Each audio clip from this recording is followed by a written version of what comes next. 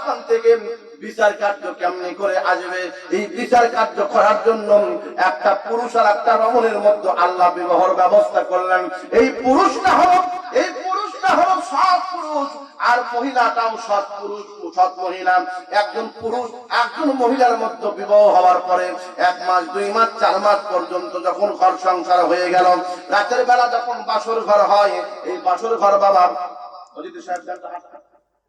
রাতের বেলা যখন বাসর ঘর হয়, দেখেন আমার দিকে দেখেন, রাতের বেলা যখন বাসর ঘর হয়, আল্লাহ পাকের হাবিব বলেছেন স্বামী তার স্ত্রীকে বুকের মধ্যে আলিঙ্গন করবেন, ফাকাব্বারাহুম, তার কপালে চুমা দিয়ে দিবেন, তার গালের মধ্যে চুমা দিয়ে দিবেন, তার কপালের মধ্যে চুমা দিয়ে দিবে, ঠোঁটের মধ্যে চুমা দিবে।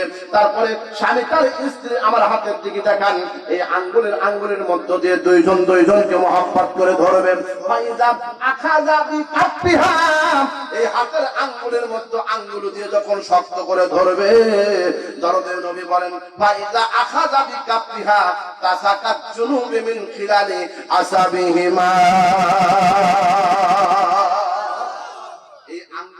এই আঙ্গুলের ফাঁক দিয়ে যেগুলো সগীরা গুনাহ আছে, এই সগীরা গুনাহগুলো আমার আল্লাহ রাব্বুল আলামিন পার্সেল করে দেবে। স্বামী স্ত্রী দুইজনে বাসরাত্রিতে বড় ইসরায়েলের দুইজন পুরুষ এবং মহিলা রাতের বেলা বাসর ঘর করে ওয়াদাবদ্ধ হয়ে গেলেন যে আমাকে ছাড়া কাউকে আর তুমি বিবাহ করবে না। স্বামী বলল না, আমি আর বিবাহ করব না। স্ত্রী বললেন যে ও স্বামী রে, আমিও আর কাউকে বিবাহ করব না।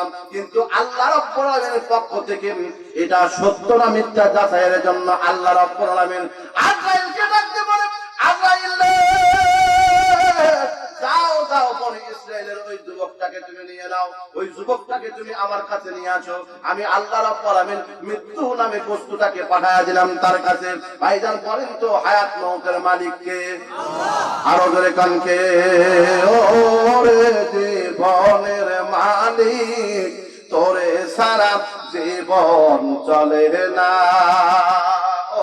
ওরে জীবনের মালিক, তোরে সারা জীবন, তোরে সারা জীবন চলে না রে। জীবনের মালিক, তোরে সারা জীবন চলে না। মারহাবা বল। এই জীবনের মালিক আমার আল্লাহ, আল্লাহ রাব্বুল আলামিন আজরাইলকে ডাকতে কয়, আজরাইল যাও যাও, যুবকটাকে আমার কাছে নিয়ে আসো।